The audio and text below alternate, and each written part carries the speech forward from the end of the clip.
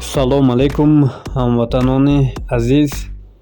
27/10/2022 натиҷаи имтиҳони дуюм аз фанни физика барои гурӯҳи якум. Омӯзгор Ҷураев Сафарбой.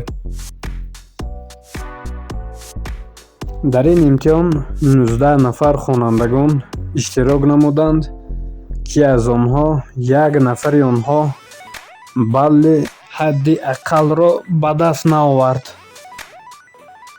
боқимонда хонандагон баллҳои даркорӣ ва заруриро ба даст оварданд.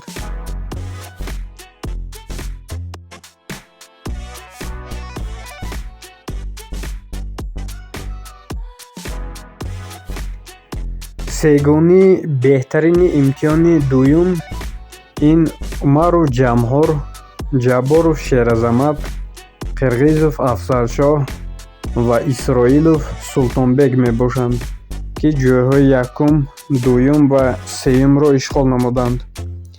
аз тамоми боқимонда хонандагон эҳтиромона хоҳиш карда мешавад, ки дар имтиҳони оянда сазовори ҷойи ана ҳамин хонандо гарданд. инчунин аз волидайни онҳо эҳтиромона хоҳиш карда мешавад, ки ба дониши фарзандони худ диққати махсус дода доиман таъкид кунанд.